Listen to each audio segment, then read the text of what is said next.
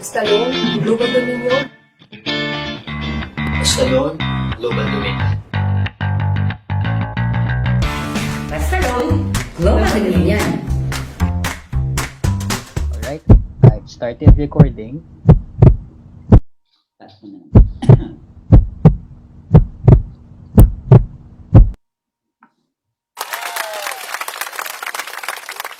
Alright.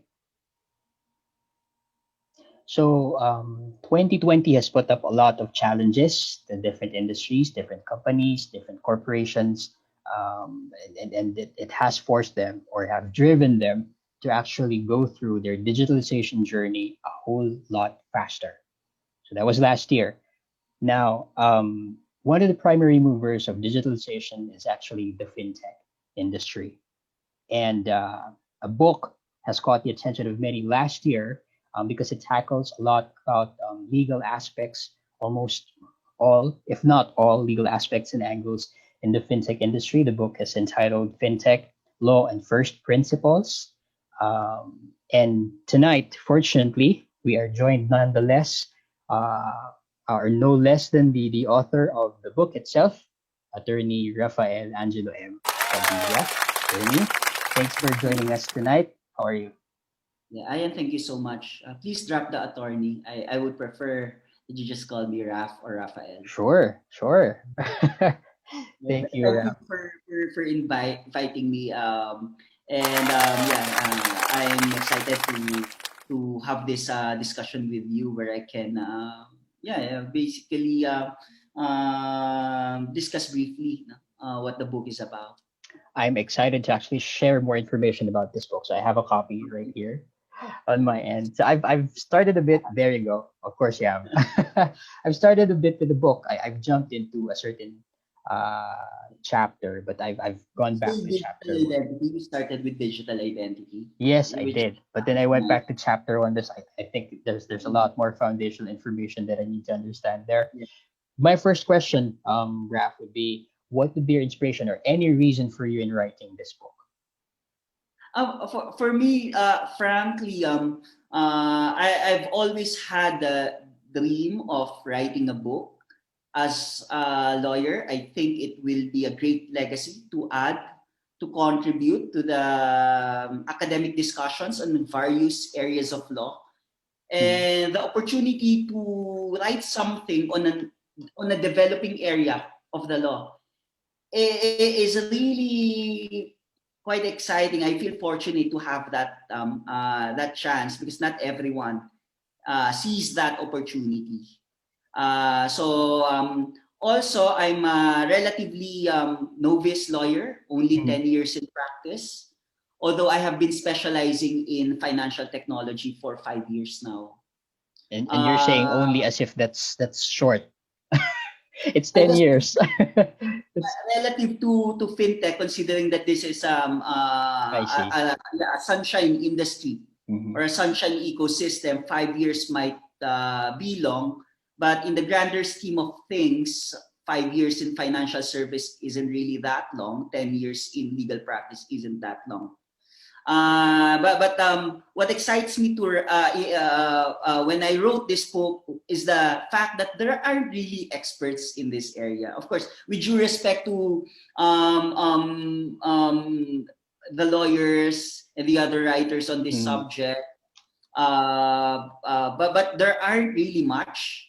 Okay. So I feel like I have more freedom to write this book without being maybe disregarded as a novice who is just trying to write something Hmm. that might not make sense Hmm. right now. As long as you especially because this is an emerging area, as long as you have exerted some effort in studying these Hmm. topics and exerted efforts in writing, what you will actually write makes sense. I mean, history will judge me if some of my arguments here are wrong. All right. But nevertheless, my book will serve a purpose that it started a conversation on some of these topics. I. If I can give one example, one topic, Mhm. one frequent example that I give is on the subject of Robo Advisory, which I covered in chapter 5 of my book. You rarely encounter a discussion on this topic here in the Philippines. In fact, even the Philippine Securities and Exchange Commission hasn't issued anything about Robo Advisory. But when you compare that to the level of the maturity of that specific vertical of financial technology in developed countries such as United States and in Europe, you'll see how far we are. Whereas in those jurisdictions, the market for robo advisory is quite huge already. In fact, your conventional or your traditional wealth management firms like your Vanguard, Fidelity, and the other BlackRock and the others already even have a robo advisory service. In fact, here in the Philippines, we don't have anything on this. But it was indeed an inspiration for me to write about that, so that in the future, when the regulator starts to consider the legal implications of this new type of financial service, which is essentially the same advisory service, but coupled with artificial intelligence and machine learning that will enable the service to be democratized and to become cheaper and less expensive. And also, more importantly, optimized. Well, the purpose of wealth management is to earn some returns for the investor. And robo advisory does that way better than your active fund managers. Then that excites me. It also excites me also to inspire entrepreneurs in financial services who might be thinking, in this wide ecosystem of financial technology, where would I want to be involved? Somebody gets excited about seeing the opportunity in robo advisory here in the Philippines, and somehow my book provides some resource to guide those entrepreneurs and to set up a robo advisory in the Philippines. That to me will be an amazing accomplishment, and I feel that that the book has served its purpose. And I think you may be right. From what I'm getting, you're saying we have a lot of things to do to catch up versus other countries. But are you seeing some? I do see some efforts now. It's I think it's starting, and then we're getting there, and then we're learning a lot. It's a global world. Yeah, it might be possible for us to be delayed in terms of adoption, whether that's market adoption or adjustments in our regulatory frameworks, but it will happen eventually, right? Because Philippines is not we're not a hermit. What's happening in other countries, whether in markets or with respect to how regulators treat these new verticals in financial technology, they will pervade here in the Philippines as well. Right. And attorney, I'd probably be one of the excited people with the book, and more so about the contents of it. But I'd like to know, I'm just curious, how was the reception when you first launched this book? So far so good. What surprised me is the excitement, and it might have something to do with the fact that this is really a developing area of the law. So for young lawyers who are interested to maybe especially for young lawyers who might have been saturated with this traditional practices or traditional areas of law that we study in law school. All right, seeing that there is this new developing area that we refer to as a fintech. Don't get me wrong, there are others, but this is one of the I think that the exciting area that naturally incites their that naturally triggers their excitement to find a book that covers the subject not only in strict legal sense, but also with some discussions on business and commercial or technology background. I think many of them found the book valuable and useful. And it's not only the legal professionals even business professionals, entrepreneurs found the book useful also. I guess this has something to do with the fact that when the approach I did in relation to this book is I initially covered the relevant commercial or technology background. So there's like a superficial, call it superficial, but it's a treatment of the topic, for example, artificial intelligence, from a business perspective or a technology Actually, perspective. I wouldn't call it superficial. I'd call it foundational, and that would actually be my next question. Thanks for So, saying that. right, Thanks for saying. I noticed that exactly. I'm going to that question. I noticed that there's a ton of foundational principles that you discussed in the book, like the principles of cryptocurrency, the blockchain itself, AI, as you mentioned, and it makes me really understand. I mean, some of these concepts, and I can imagine a lot of the non-lawyers will also be able to absorb what's on the book because it's that easy to absorb. And you started with some of the foundational concepts. Is it something that you intended right from the very beginning when you were writing it? Did you really want, everyone to be able to understand it clearly and as easy as it can be? Yes. Yes, I think my book will be useless if it can only be understood by lawyers. I would And agree. But there were a lot of references in the past that, if you read them, it was like it's written for just for lawyers. yeah, So you see and where it comes from. truthfully, I did not even know if lawyers will be interested to read my book because again, this is a new area. Some of them might not have the interest or might not see the significance of this, and I do respect that. But I presume that there might be a few lawyers, maybe less than 1,000, maybe even less than 100, who might be interested in the book. So at least I can sell maybe 100 books. But it will not be productive for me to write a book for only less than 100 lawyers. Right. So I had to make sure that the book is also sensible and useful for non-lawyers. And if I want the book to be really useful, it has to cater also for them, such that the value is to provide them some guidance so that they can innovate. And then maybe they can use the book as somehow provide them some guidelines, even high-level guidelines or guidance as to the legal and regulatory considerations in the commercial deployment of their fintech projects. And I must say, after reading just a few of its chapters, it's an eye opener. I mean, it's something that I can bring with me when I go to our legal department.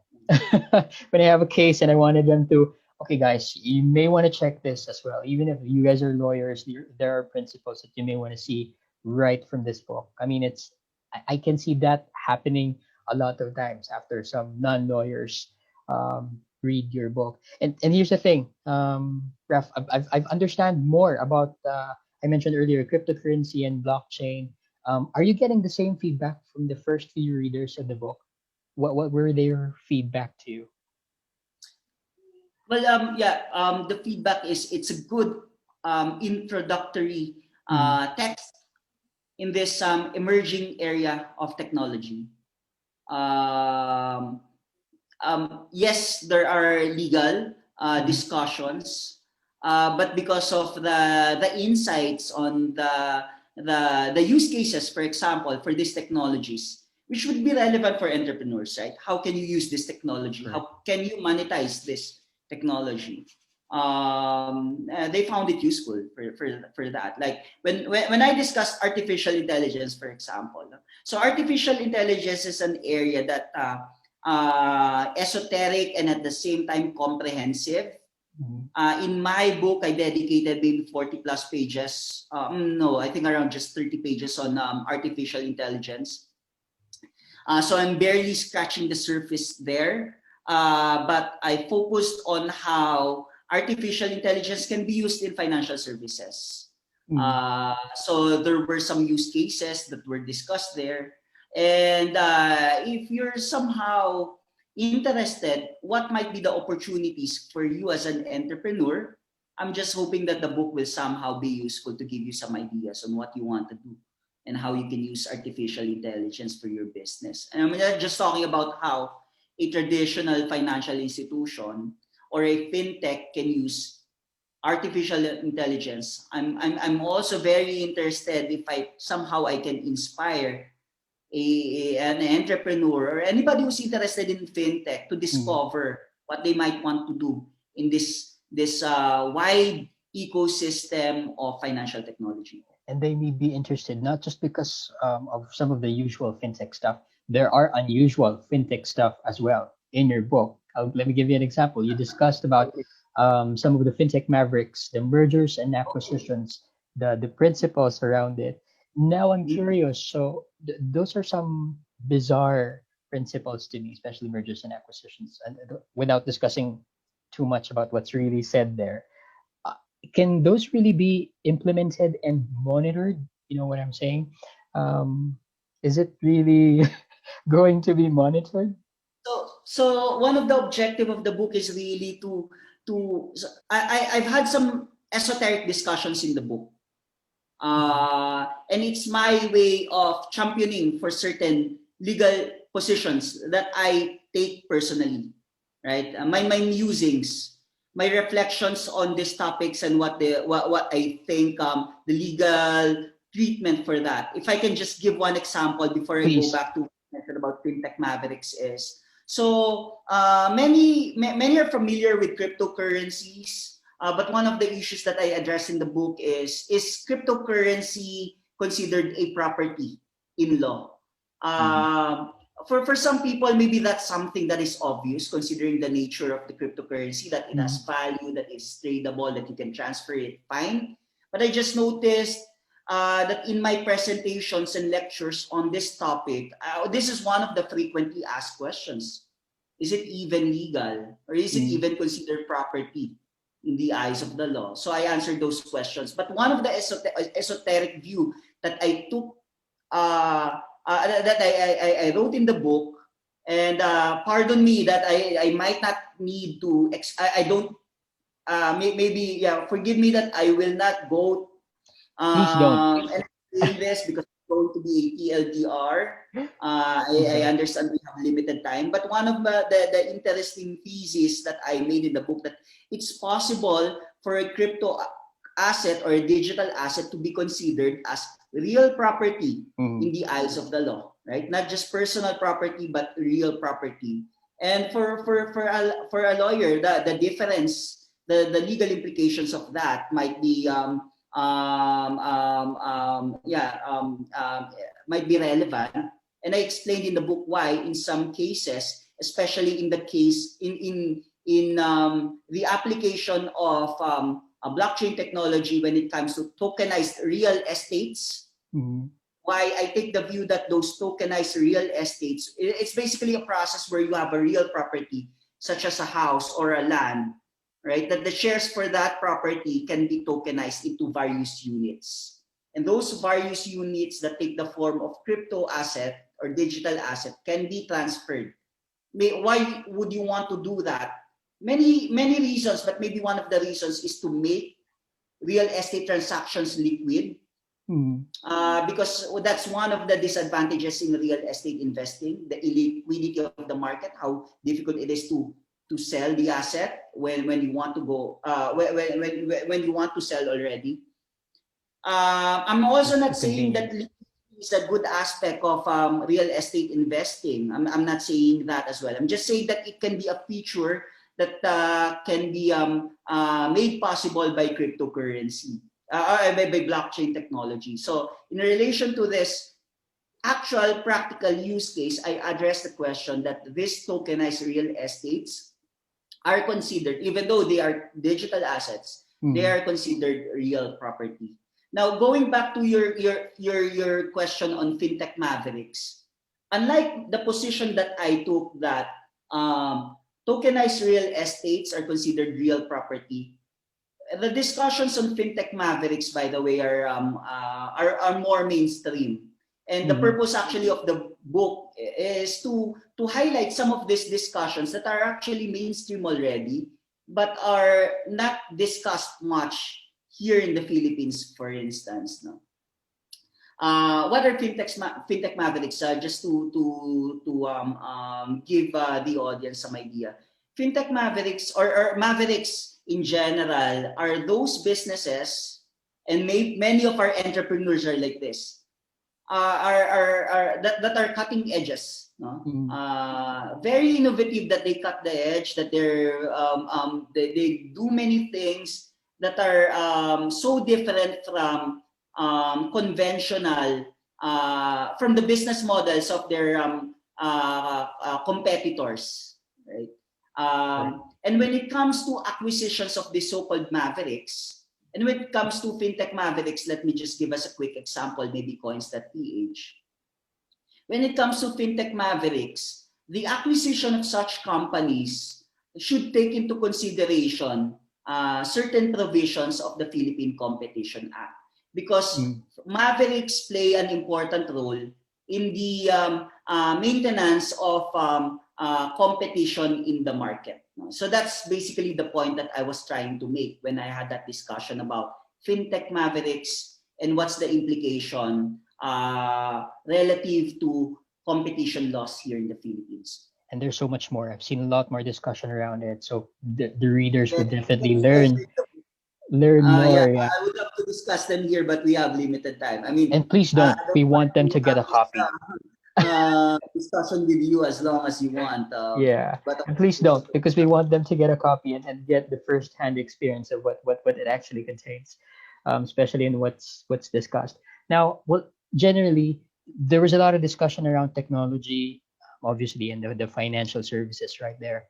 What do you think will be the challenges when it comes to implementing these laws and principles? The core challenge, I have an answer on top of my head, but certainly you have a more expert opinion on this. What do you think would be the core challenges in implementing these laws and principles?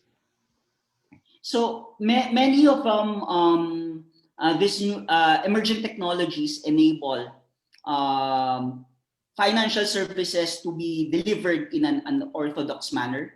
Meaning to say, many of the new fintech products are now unconventional, counterintuitive, that it is now a challenge for regulators to assess the applicability of existing rules when it comes to this new delivery channels. Right. If I can give one example is the concept of decentralized finance, or DeFi, which suggests that there is now a technology that can enable the delivery of financial services in a manner that will not require the facility of a third-party intermediary, your typical financial intermediary. So the point is, because of technology, it is now possible for you to enjoy financial service that is not provided by a financial intermediary, but rather by a protocol or by a software, right? You can call this decentralized automation, but this is exactly what technologies like blockchain and smart contracts enable. And if somehow some of the our audience think that we're talking about sci-fi here, this is already happening quite frequently in practice. So the book, one of the objectives of the book is, of course, to increase, to promote awareness about this developing areas. They are new. They are new areas. They are emerging areas, but they are here already, right? So, and they are here also to stay. Some of the technologies, because they are emerging technologies, they are new, they are immature, fine, but the technology will improve.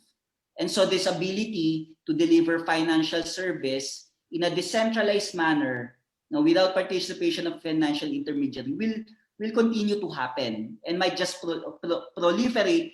And who knows, this might become the conventional norm eventually in financial services. Who knows? But the question confronted with this technological and commercial developments, the question for the regulator is, how are we going to apply existing rules when it comes to these new technologies? So in my book, I explained why in many cases, existing rules do apply, fine. Mhm. But in some cases, even if the existing rules apply, it seems to be in an appropriate policy to just apply this rule, because it's going to be a case of inserting a square peg in a round hole, I've read that. right?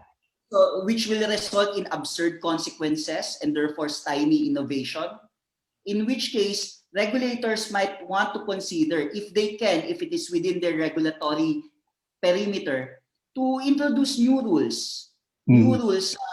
that will, the so-called bespoke rules, that will implement certain established first principles, financial service rules, that at the same time consider the peculiarities of these new emerging technologies. True. So that's the challenge, really. That's the Yeah. dilemma for the regulators. No? In fact, in your book, you've cited a lot of examples where a conventional or an old rule was interpreted differently, and there was just judgment made for it in the modern time. So are you seeing that as the judiciary, as us catching up with the advancement with what's happening?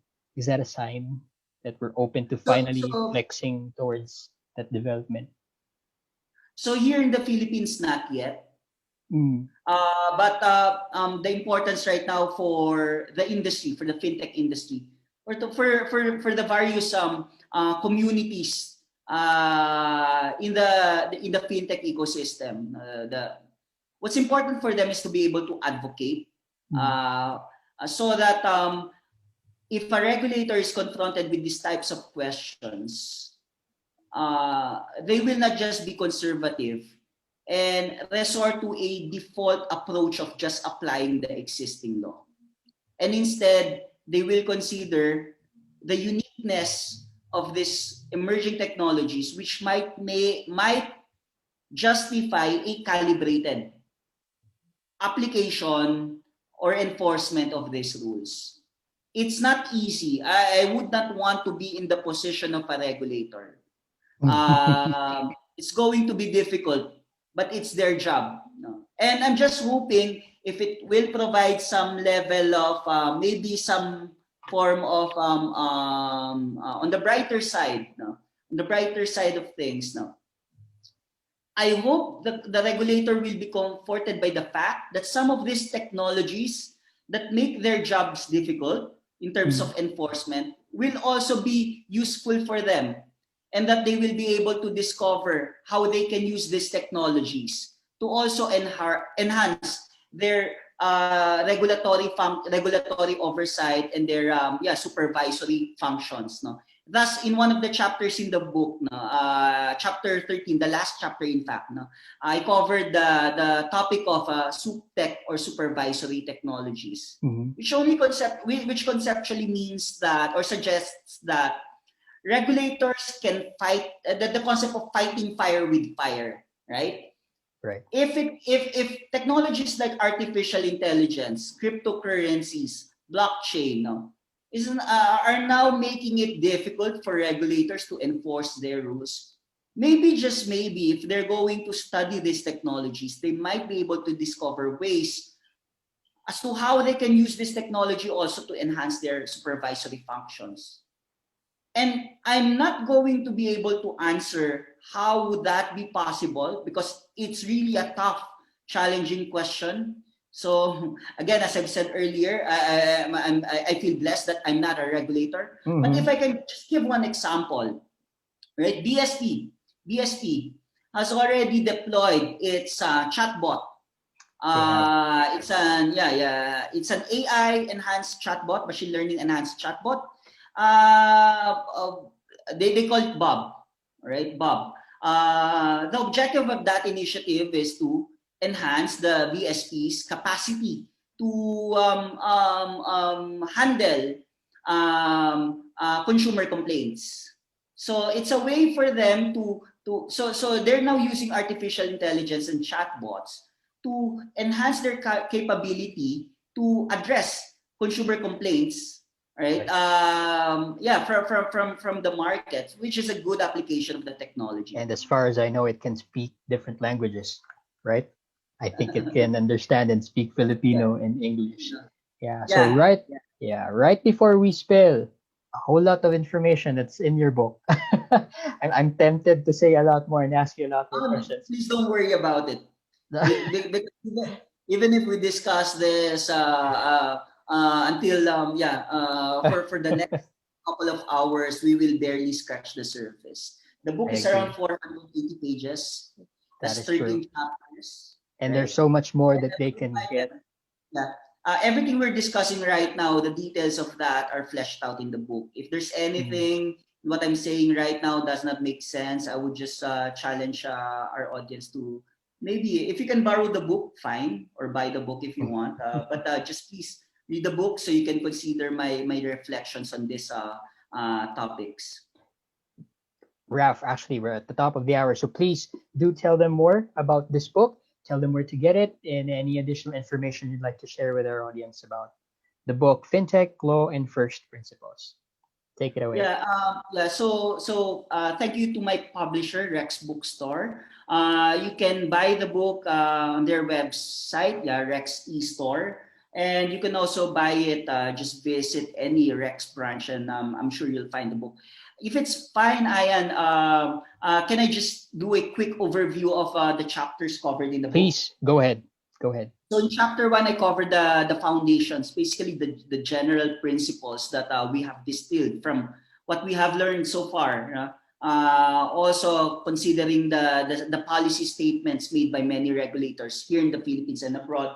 Chapter two talks about cryptocurrencies, which is an area or vertical of financial technology where I am mostly involved in terms of my legal practice. Chapter 3, in relation to Chapter 2, talks about blockchain, distributed ledgers, and smart contracts.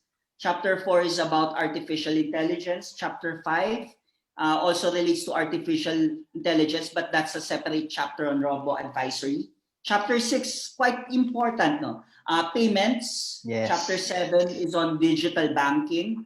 Chapter 8 is on electronic trading. Which also demonstrates the fact that technology has been around for decades now. Technology has been around to enhance the delivery of financial services. Fintech as a term sounds flashy and might be new, but the concept of utilizing technology to improve financial services has been around for many decades already. And the chapter on electronic trading demonstrates that. Chapter 9, Ian's favorite chapter, is on digital identity and big data. So I focus here also on the different laws that we have here in the Philippines in relation to digital identity, as well as their privacy implications.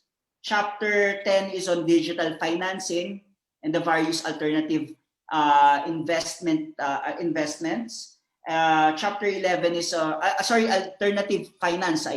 Chapter 11 also relates to alternative finance, but focuses on crowdfunding. Chapter 12 is on insurtech. I'm very proud about this chapter also because insurtech is rarely discussed also in the local market here in the Philippines. So I'm happy that I had a chance to talk about this in the book. Chapter 13 talks about cloud, which is again one of the core technologies that we need to power fintech. And the last chapter, chapter 13, is on regulatory technologies and insurtech, which is essentially which suggests that you can use technology to enhance the capacity of financial intermediaries to comply with regulations, as well as to enhance the supervisory capabilities of regulators. Correct. That's chapter 14, actually. Yep. Chapter 14, sorry. Thank you for allowing me to give a quick overview of the various chapters covered in the book.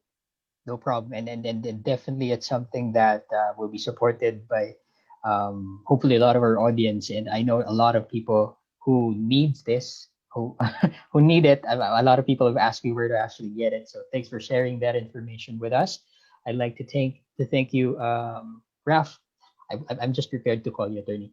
And For for your time tonight. And I hope for our audience who have questions or inquiries or any suggestions, feel free to drop them to our comment section. If it's anything specifically pertaining to the book, we can route your questions directly to Attorney Rafael M. Padilla. In the meantime, we'd like to thank you again for your time, Attorney Rafael Padilla. We hope So, to anytime, have. Ryan. You're welcome. Thank you, sir. Thank you, attorney, and we hope to get to the chance to chat again with you in the future for additional discussions about the book. If there's going to be next, I know there will Yeah. be. I'm looking forward to the next time that you will invite me here in your podcast. Thank you, and in the meantime, bye for now. Thank you. Bye-bye. Basta roll, global din naman yan.